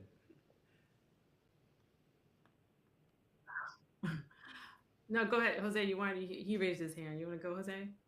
Yeah, I'll say this. Republicans will always complain here in Osceola County about the family that has the power, which is the Arringtons, right? They're Democrats. Yeah. It's a family dynasty here in Osceola County. But I am very critical of Republicans who will criticize the Democrats for having that, but will look the other way when it's a Republican, right? So now we have Erica Booth, she's a school board member. She's running for House District 35, but her husband is also a politician in the county. And I just can't see how any Republican who's been critical about the Arringtons here in Osceola will then look the other way and vote for Erica Booth. So I would say to me that is a negative. Earlier I agree mentioned that when I went to 100%. that first school board meeting, when she got sworn in, and I was excited. I was like, finally, John Arguello has some help on the school board. And the first thing, the first course of our action was her opening her mouth to nominate Terry Castillo as the chair. I thought this is ridiculous, unbelievable. They're working together. This is the same clan.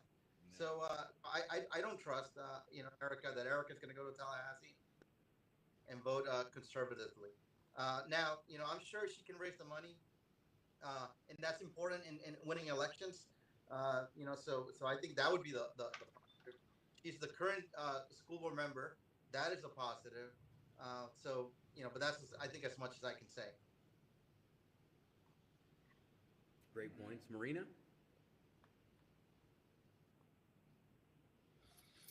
In regards to Erica, I think the positives are strong family values. She is from the community. I don't know, how she's done as a school board member.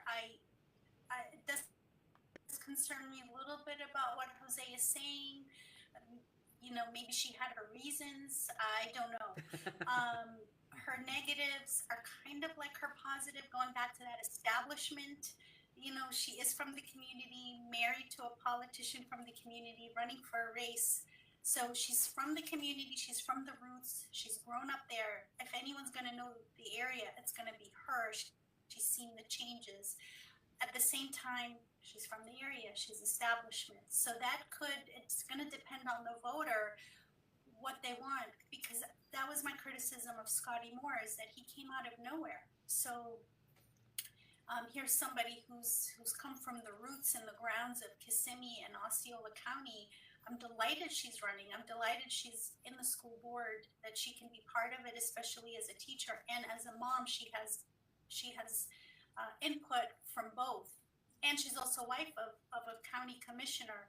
So if anyone really has the breadth of what is going on in the community and how it affects the residents, it's going to be them.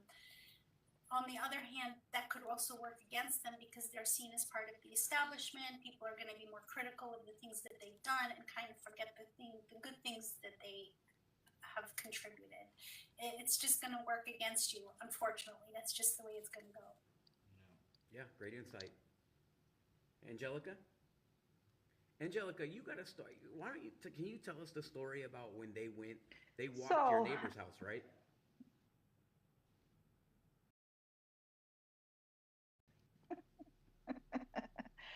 So she and mine is really speaking as me, the parent, the mom, that got involved when she it was her and Debbie Man.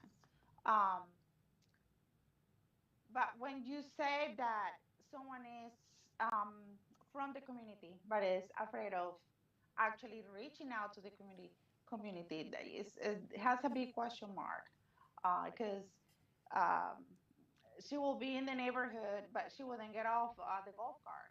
The husband is the one that will go get off the golf cart and doing uh, speaking to one of our neighbors, and is saying all these things, that there was no CRT, that there wasn't stuff going on the schools.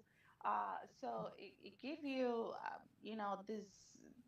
this warning, like, why will they do that? I mean, she's talking about being pro parents, pro DeSantis agenda, pro these, but in the meantime, it's completely disconnected. So now that she is in the school board, because she defeated Debbie, I haven't seen anything yet that shows, not even the involvement. I have personally sometimes, whenever I have reached out to the superintendent. Um, and I include her because she's my district school board, and I never get any feedback from her. So if I don't get any feedback from her at the school level, what is she gonna answer me when she is in Tallahassee? So uh, the work that she's doing right now, how she is responding or not, says a lot, to me. And now that's just, like I said, that's just on the personal, me as a parent, as a mom. That's just my opinion on it, on her. Pros? Any pros? That's just my opinion. Uh, who's next? Like I said, just my opinion. Okay. Yeah, yeah, No, I want to go. yeah. Yeah, with pros, I think she is where she needs to be. She shouldn't go anywhere. She has a list accomplishments of her education or schooling, so she is where she needs to be. Meaning that she can't run to this position that she's trying to run. Another pro is that she just started, right? So like Angelica said, she hasn't done anything. So now she just started. So she needs to do something before she moves up. I'm not a big fan of using your constituents to start moving up just because you've made a seat. You are a public servant, and I think the constituents need to hold her accountable and send that message out that you cannot leave. This is going to be, if she does become a candidate, let's just say she wins primary, her biggest hurdle is going to be Rishi Baga. It's going to be if he wins. He did run last time with Fred, right? So he won 44% of the votes, and so he's already has like a head start with people already in that, I think, in that district, right? So and he's already out there. So and then another thing is like, what as Republicans, what are we sending a message that she can just leave, and then when the Democrats they have to come back together, debate, that can leave us vulnerable, leave the district vulnerable. Oh, they're not gonna. What are you gonna do? Leave? Once you get to this position. So I think that's going to be a big hurdle for her if she does win. But yeah, I think the pros are that she needs to stay where she's at, because I think that's where she needs to be. Another negative, I guess you can say, besides just running with, if Rishi does win, the negative is that she wants to move up. Like, you can just tell she's not there for, from what I see, and I'm only looking at actions. I'm not looking by other ways, what is like, actions speak louder than words. You know them by their fruits.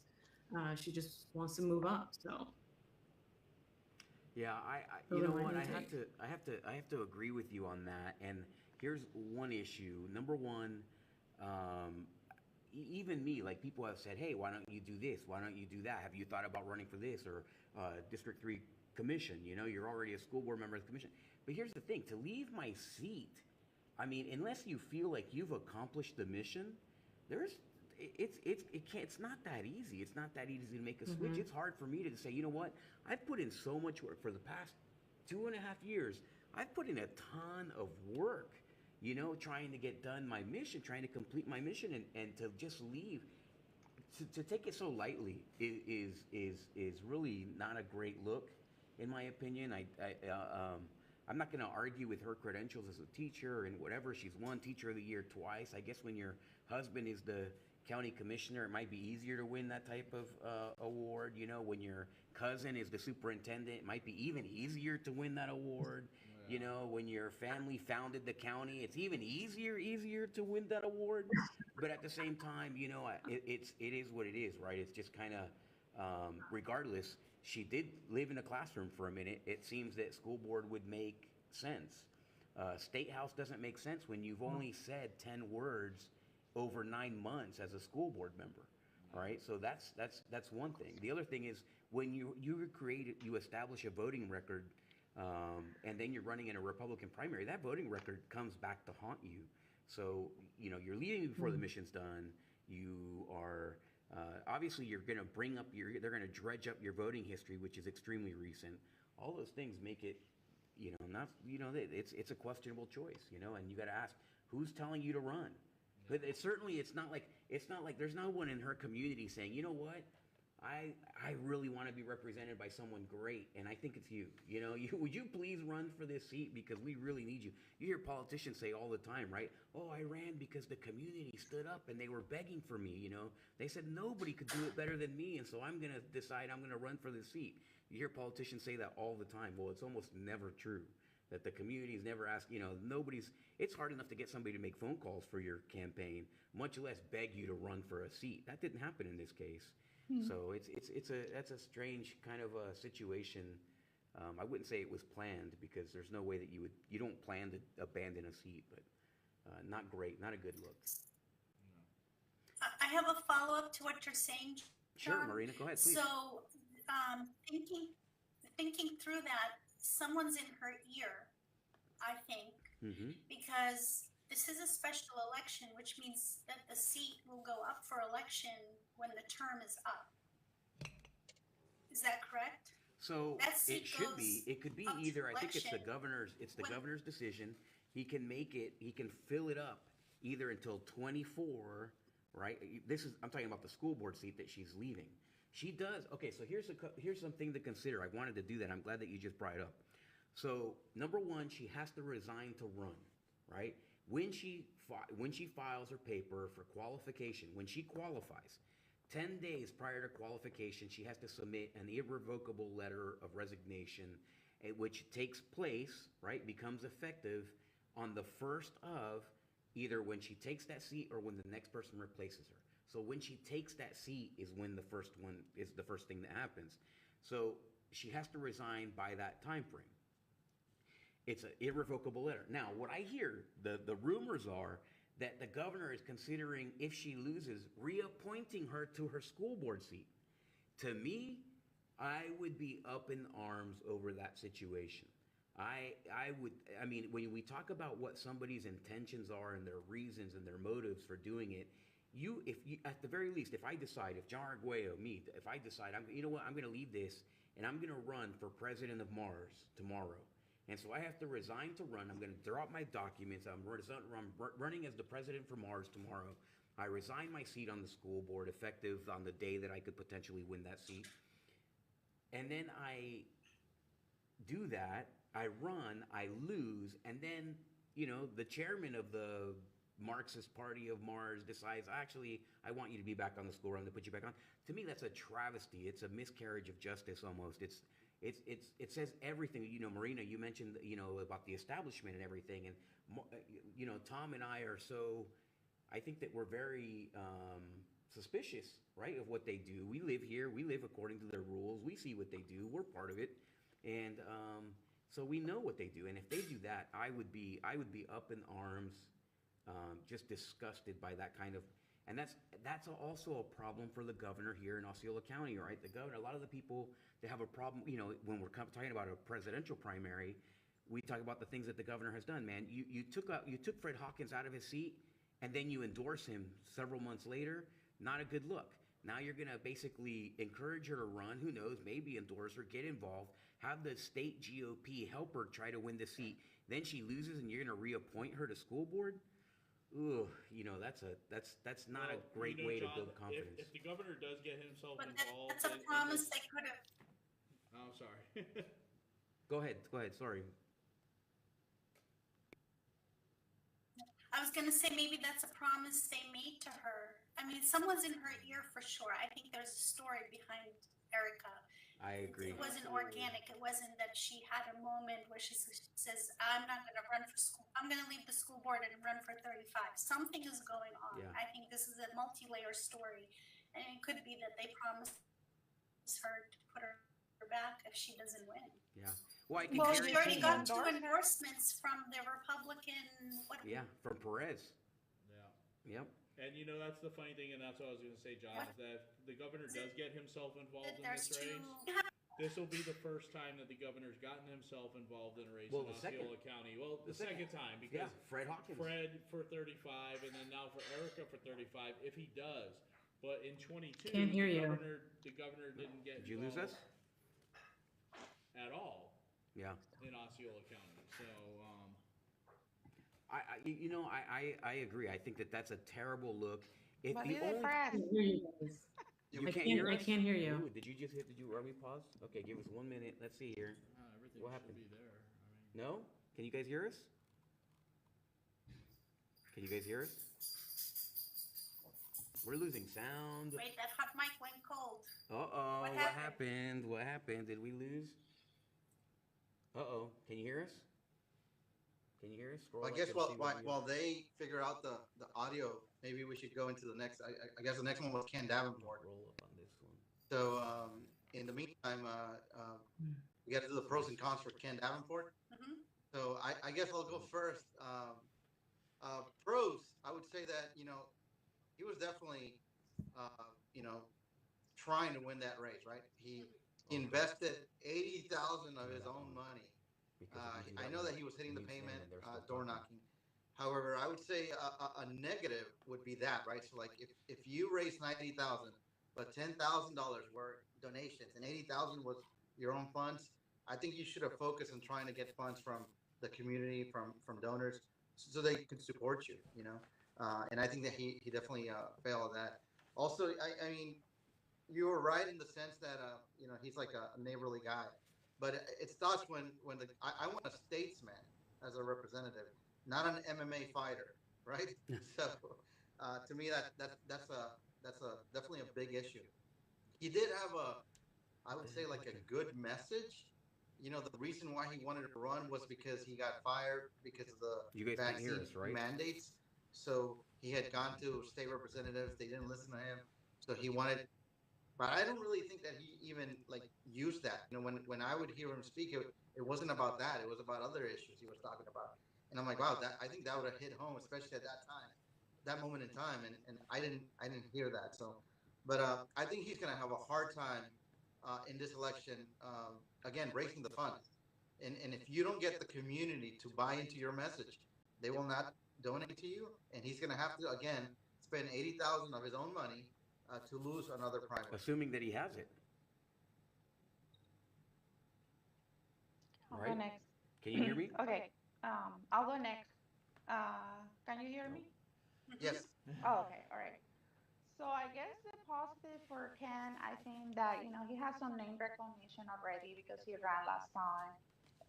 Probably he's not more in Orange County Did you that get it? he's known Figure it here out, in huh? it's Osceola. something with Restream. Um, I don't know what's but going on. um, Okay, well, I think he will need really to connect. It's okay to have a lot of signs, but there is just so much That's it strange, says on the man. sign, vote Ken Signs Davenport. don't That's it, vote. right? Signs So, don't vote. so yeah, so you really need to talk to people and bring that your message across, whatever his message is gonna be this time. I know that he's talking about insurance. He really wants to focus on that. which is worse? But I haven't seen much yet of what he's gonna be focusing. So I will say that positive is that he has some name recognition, and I guess the negative for improvement is really being out there in the community and speaking up to people because just the signs are not gonna Check, do check, it. check. Can you guys hear me? Hey, you hear us? That's it. Okay. Carly, you want to go next? I did not do any research on this guy. I had no idea. So, but I do want to say thank you. I know we're probably running out of time. I don't know when we're going to end, but I just want to say thank you for allowing me to be in this conversation and talk about you guys as candidates. It was fun learning about them and just kind of coming up with like a little summary on an overview or getting to know them at least through like articles and videos and stuff. So it was fun doing that. So I just thank you. Marina? So with Ken, I think name recognition, that's going to be an easy one for me. Because like I said, he was all over the place around here. He showed up on my social media, so he had a good way to reach out to people that didn't know him on social media. And his signage, of course, being like the next door neighbor, and his story, his testimony of why he was running. I like that as well. And of course, all the Republicans have the same message about being conservative, so that's an easy one to give him credit for. The con for me, like I said, once you go in a threatening manner physically, for me, that is a deal breaker. I do not come back from that. He would have to publicly apologize, and even still, if he did publicly apologize, I probably still would not. There's no coming back for that from me, because something you said, Jose, about being a good statesman or image, or the credibility, to me it's just so wrong. It's just so wrong. I can't, even with a public apology from there, for me it's still over. So that's for me a big negative. Can you guys hear us? And image, he needed to clean up a little bit, maybe dress up once in a while, and I don't know. I don't know, I hope that doesn't sound so mean, but most of the time that I saw him in public, he just looked overworked, should I say. He's got to clean up, but Don't even worry about it. that's not even as important. He could have done a great job. On the screen. Don't But do once it. you go violent, threatening violence, Look, that's it for me. That's going live, so take that off. Okay. Well, Are you guys back? I don't know. I don't think are we? so. Are we? Yeah, we still can't hear them. Okay. Well, look.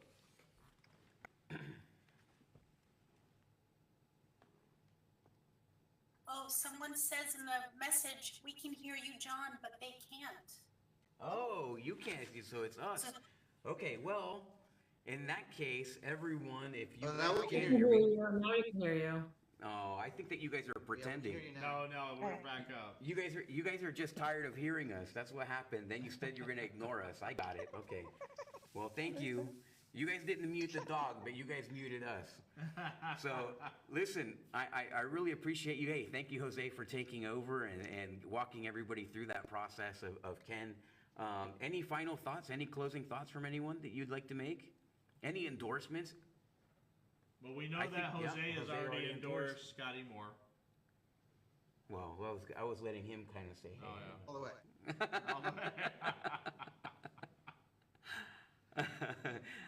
Well, yeah, so Jose, so you endorsed. I'm sure Scotty will pick up some more. It'll be interesting to see where everybody falls at the end of the day on this race. Yeah, we're having audio problems, so I can hardly hear you, but yes, absolutely. I endorse Scotty Moore. I ran against him. I know him. He's a conservative, and I trust he will be the best candidate that can actually win this race and represent conservative values in Tallahassee. Awesome. Okay, anyone else? Anyone else picking? Anybody else want to tell us who they're going to pick? And if it's too soon and you don't want to, that's fine. Yeah. Because who knows? We still might see some other faces jump into this race. So, I do have a question. If the election were right now, who do they think would win right now, right this second? If it was That's today. a good question.